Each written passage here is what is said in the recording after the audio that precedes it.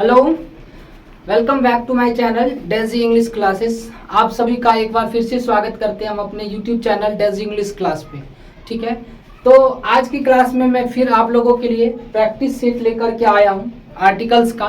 और ये जो प्रैक्टिस सेट है वो मेनली बिगिनर्स के लिए है। मतलब बिगिनर्स मतलब क्या, जो अगर इंग्लिश सीख भी रहे हैं और वो आर्टिकल्स को जानते हैं तो वो उससे रिलेटेड कुछ छोटे छोटे क्वेश्चन लाया हूँ। और ये वीडियो खास करके उस बच्चों के लिए है जो generally 9th 10th 11th 12th में अगर पढ़ते होंगे, तो वैसे बच्चे के लिए ये जो वीडियो है उनका ये जो आर्टिकल्स का जो प्रैक्टिस है उसके लिए बहुत ज़्यादा क्या होगा, बेनिफिशियल होगा। ठीक है, तो बिना कोई देर किए हुए चलिए आज मैं फिर आप लोगों को ये कुछ क्वेश्चन का प्रैक्टिस करवाता हूँ। ठीक है, वीडियो को पूरा देखिएगा और मैं पूरे को कॉन्सेप्ट के थ्रू बताऊंगा। ठीक है, और रूल्स रेगुलेशन के थ्रू बताऊंगा। ठीक है, तो लेट्स बिगिन आवर सेशन। ठीक है, तो देखिए जो पहला क्वेश्चन है वो लिखा हुआ है he has come without dash umbrella.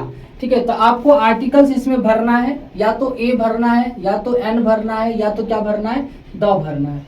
यानी जो भी भरे मतलब लगेगा उसके हिसाब से इसमें भरना है। ठीक है, इसको फिलअप करना है। ठीक है, चलिए देखिए, तो लिखा हुआ है he has come without an umbrella. तो अम्ब्रेला का जब हम पहला लेटर देखते हैं तो यू है, और यू जो साउंड देती है वो अ की तरह दे रही है। क्या दे रही है? अम्ब्रेला। अब ये कौन सा अम्ब्रेला है इस बात का डिफाइन नहीं किया गया कि लाल है कि पीला है कि तुम्हारा वाला है कि मेरा वाला है, सीधा अम्ब्रेला लिखा हुआ है। तो इसका मतलब क्या, ये कोई अनिश्चित है, ये कोई भी अम्ब्रेला हो सकता है। इसी वजह से यहाँ पे क्या लगाएंगे, हम एन लगाएंगे। क्या लगाएंगे? एन लगाएंगे।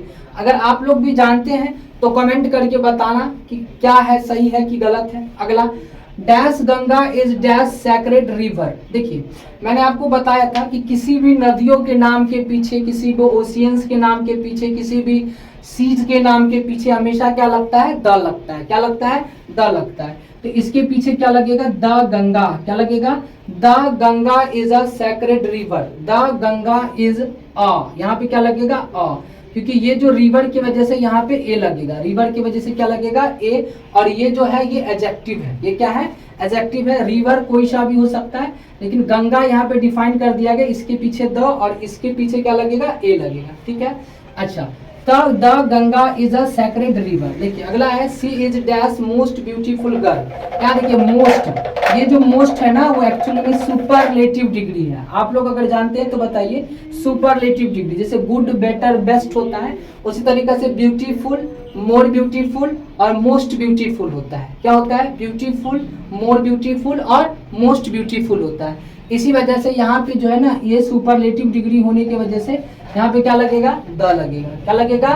द। अच्छा, you are dash fool to say that. You are dash fool to say that. You are a fool. Fool मतलब मूर्ख। यू आर क्या है? आप क्या है? एक मूर्ख हैं जो आप ऐसा कहते हैं। यहाँ क्या है? फुल। ये जो फुल है वो एक्चुअली में आप क्या है? आप है मूर्ख हैं। ठीक है, तो यहाँ पे यू आर अ फुल होगा। यू आर क्या होगा? फुल होगा। ठीक है, अगला, what a beautiful seen this is. ये छोटे छोटे फ्रेजेस होते हैं। देखिए यहाँ पे व्हाट अ ब्यूटीफुल सीन, ये जो सीन है ना ये एक्चुअली में एडजेक्टिव है, सॉरी नाउन है। क्या है? नाउन है। ठीक है, और ये जो है आपका एडजेक्टिव है, और इसके लिए यहाँ पे हम क्या लगाते हैं? व्हाट अ, जैसे हम कहेंगे what a mistake, make a hast, make a hast, है ना, what an idea, what an idea. इस तरीके के जो कुछ छोटे छोटे फ्रेजेज होते हैं जिसके बीच में क्या आता है? आर्टिकल या तो ए आता है या तो एन आता है। जैसे कहते हैं व्हाट एन आइडिया, ठीक है, have a T, have a T, है ना। इस तरीके की जो कुछ सेंटेंस है जिसके बीच में क्या आता है? आर्टिकल आता है। तो ये भी उसी तरीके की कुछ बात है। जनरली हम कहते हैं what a beautiful seen this is, यानी कि कितनी सुंदर नजारे हैं ये। इसका हिंदी ये होता है। देखिए सी वॉज किल्ड इन एक्सीडेंट। देखो वो क्या हुआ? एक्सीडेंट में मारा गया। क्या हो गया? किस चीज में मारा गया सर? तो एक्सीडेंट में मारा गया। सी वॉज किल्ड इन, किस, कौन सा एक्सीडेंट? अब ये चीज फिक्स नहीं किया गया कि एक्सीडेंट किस तरीके का था या किस चीज से हो गया था, लेकिन हुआ था एक्सीडेंट की वजह से। तो निश्चित तो नहीं है, लेकिन ये जो एक्सीडेंट है ये एक नाउन है। इसी वजह से यहाँ पे क्या लगेगा? एन लगेगा, क्योंकि ये जो ए है ना इसका एसेंशियल लेटर का जो साउंड है ये ए आ रहा है। क्या आ रहा है? एक्सीडेंट आ रहा है। इसी वजह से यहाँ पे लगेगा she was killed in an accident. क्या लगेगा?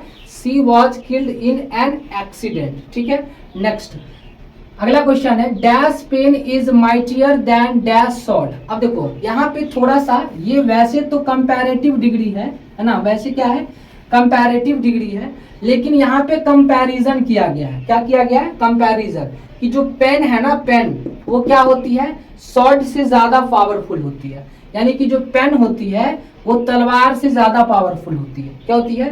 Pen is mightier than dash sword. ये पेन, अब ये कौन सा पेन ये मेरे नहीं पता, लेकिन दुनिया का हर पेन जो होता है वो क्या होगा, वो सॉर्ड से ज्यादा पावरफुल होगी। तो यहाँ पे लिखेंगे ए पेन इज माइटियर देन, और यहाँ पे क्योंकि इसका कंपैरिजन इसके साथ हो रहा है, तो मैंने कल ही आपको बताया था कि जब दो चीजों के बीच में कंपैरिजन होगा तो वहां पे आपको क्या लगाना है, आर्टिकल द लगाना है। क्या लगाना है? आर्टिकल द लगाना है। A pen is mightier than the sword होगा। ठीक है, next, get me dash a kilo of rice from dash nearest shop लिखा हुआ है। ठीक है, अच्छा, मैंने कल आप लोगों को लास्ट वीडियो में अगर आप लोगों ने देखा होगा तो मैंने बताया था पर और ए, इस दोनों का मतलब क्या होता है, प्रति, यानी 1 किलो। यहाँ पे लिखा है gate me dash kilo of rice from the nearest shop. देखो गेट मी ए हो जाएगा, क्या हो जाएगा, get me a kilo of rice, यानी कि मुझे 1 किलो राइस ला दो। कहाँ से ला दो? फ्रॉम नियरेस्ट शॉप से। नियरेस्ट देखिए ईएसटी है ना, ये देखो फिर से क्या है, सुपरलेटिव डिग्री है। ईएसटी मतलब क्या, सुपरलेटिव डिग्री हुआ। इसके पीछे क्या लगाएंगे, द लगाएंगे। सर कॉन्सेप्ट तो वही है, जो कॉन्सेप्ट 9th 10th के क्लास के बच्चे के लिए होता है वही कॉम्पिटिटिव लेवल के कॉन्सेप्ट भी होते हैं। सिर्फ उसमें क्या होता है कि 9th 10th में थोड़ा क्वेश्चन का जो लेवल होता है वो आसान होता है, और उसमें क्वेश्चन को थोड़ा घुमा के पूछता है। फर्क कुछ नहीं है। कॉन्सेप्ट जो 9th 10th के बच्चे को पढ़ाया जाएगा, 11th 12th के बच्चे को पढ़ाया जाएगा, वही कॉन्सेप्ट कॉम्पिटिटिव एग्जाम्स वाले जो एस्पिरेंट्स होते हैं उसको भी वही कॉन्सेप्ट बताया जाता है। लेकिन क्वेश्चन का थोड़ा सा लेवल जो होता है वो थोड़ा घुमा के वो पूछता है। जो 9th 10th वाले बच्चे होंगे उसको सीधा क्वेश्चन पूछेगा, और जो कॉम्पिटिटिव लेवल वाले बच्चे होंगे उसको घुमा के क्वेश्चन को पूछेगा वही। आर्टिकल से हमेशा अगर एरर पूछेगा तो ए एंड द का ही पूछेगा, इसके अलावा वो कुछ नहीं पूछेगा। या तो ए एंड द लगेगा या तो ए एंड द नहीं लगेगा, इसके अलावा कुछ पूछ ही नहीं सकता है। ठीक है, लेकिन वही है कि आप कॉम्पिटिटिव एग्जाम का तैयारी करिएगा तो इसका आपके लिए क्या है कि थोड़ा सा क्वेश्चन को ट्विस्ट करके पूछता है। 9th 10th 11th 12th के बच्चे होते हैं उसको क्वेश्चन सीधा फॉरवर्ड करके पूछ देता है, स्ट्रेट फॉरवर्ड क्वेश्चन होती है। ठीक है, तो समझना तो बस सबको वैसा ही है, चीज तो वही है। ठीक है, कहना they waited for her for dash hour. देखो दे वेटेड फॉर हर, वह वे क्या किए, उसका इंतजार किए, कितना देर। ठीक है, वेटेड फॉर हर फॉर कितना, आवर, आवर। सर ये जो एच है ना, एच दिख रहे हैं, इसका साउंड नहीं आ रहा है, इसको हम पढ़ते हैं आवर, आ रहा है, हावर नहीं बोलते, इसको बोलते हैं आ। क्या बोलते हैं? आवर। यानी एच इसका साइलेंट होने की वजह से इसका जो साउंड है वो आ रहा, आवर। इसी वजह से आ साउंड आया, यहाँ पे क्या लगाओगे आप, एन लगा देना। क्या लगा दोगे? एन लगा देना। 1 घंटे से क्या किया, इंतजार किया। क्या किया? इंतजार किया। देखिए moon is shining in dash sky, मैंने पहले ही बताया था। कोई भी सेलेस्टियल बॉडीज हो, यानी कि जो हमारे खगोलीय पिंड वगैरह सब होते हैं, क्या होते हैं, जो हमारे खगोलीय पिंड होते हैं, उसको अगर जब भी आपको दिखाना है तो सर आर्टिकल द लगा दो। The moon is shining in the sky, in the sky, दोनों जगह पे द लगेगा। दोनों जगह पे क्या लगेगी? द। देखो Kashmir is dash Switzerland of India, मैंने आपको पहले ही बताया था कि सर स्विट्जरलैंड यहाँ पे कोई नाम नहीं है, ये कहा गया है कश्मीर के बारे में। जैसे मैंने आपके बारे में कहा कि you are a honest boy, तो आपके बारे में मैंने कहा क्या कि सर आप एक क्या है, आप एक ईमानदार लड़का है। उसी तरीके से कश्मीर के बारे में बोला गया है कि कश्मीर क्या है, स्विट्जरलैंड है इंडिया का। इंडिया का क्या है? स्विट्जरलैंड है। तो यहाँ पे ये as a proper noun use नहीं हुआ, एज ए ये कॉमन नाउन यूज हुआ है। क्या यूज हुआ है? कॉमन नाउन यूज हुआ है। तो यहाँ पे जब हम किसी चीज की कंपेयरिंग कर नहीं, उसकी विशेषता से करते हैं सर, उसके नाम से नहीं, उसकी विशेषता से। कि कश्मीर का जैसा नज़ारा है उसी तरीके के जैसा स्विट्जरलैंड का नज़ारा होता है उसी तरीके कश्मीर का भी नज़ारा होता है। तो इसी वजह से यहाँ पे क्या लगेगा? द लगेगा। तो Kashmir is the Switzerland of India, यानी कि अगर इंडिया का स्विट्जरलैंड किसी को कहा जाता है तो उसको किसको बोला जाता है? कश्मीर को कहा जाता है। किसको कहा जाता है? कश्मीर को। अच्छा, Himalayas lie to dash north of India, मैंने अपने लेक्चर में, वीडियो लेक्चर में बताया था कि कोई भी माउंटेन रेंजेज होती है यानी पर्वत श्रृंखला हो गया, जैसे द हिमालयाज बोलेंगे, द एंडीज बोलेंगे, द अल्प्स बोलेंगे, ठीक है। तो ये सब हिमालय है, मतलब क्या, ये सब जो है माउंटेन रेंजेज होते हैं, और माउंटेन रेंजेज के पीछे क्या लगता है, हमेशा आर्टिकल द लगेगा। तो लिखेंगे द हिमालयाज लाई टू, अब यहाँ पे दिशा का नाम है, कौन सा नाम है, दिशा, दिशा के नाम के पीछे भी क्या लगेगा, द लगेगा। The Himalayas lie to the north of India, ठीक है। अगला, dash lion is dash king of India, ठीक है। तो लिखेंगे ए लायन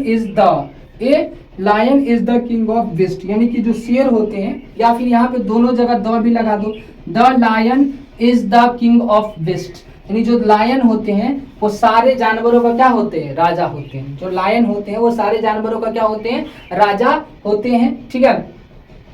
तो आप लोगों को ये वीडियो, मतलब ये अगर इसका स्क्रीनशॉट लेना है तो आप ले लीजिए, और कुछ क्वेश्चन की और मैं बात करूंगा, ठीक है। स्क्रीनशॉट ले सकते हैं, उतारना चाहते हैं तो उतार भी सकते हैं।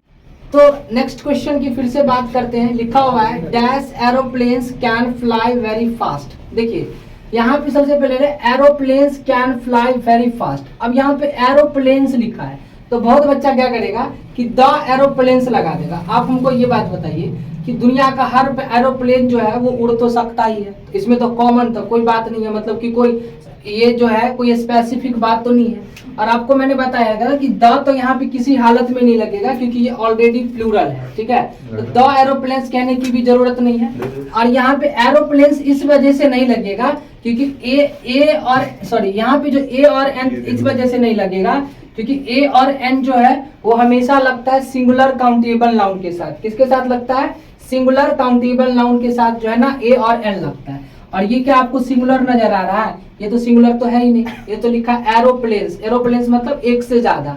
तो यहाँ पे हमको कोई आर्टिकल की जरूरत ही नहीं है। बहुत बच्चे यहाँ पे the aeroplanes can fly very fast, ठीक है। बच्चे में दिक्कत क्या होती है ना कि जहाँ पे आर्टिकल्स नहीं भी लगेगा वहां पे भी आर्टिकल्स लगा देता है।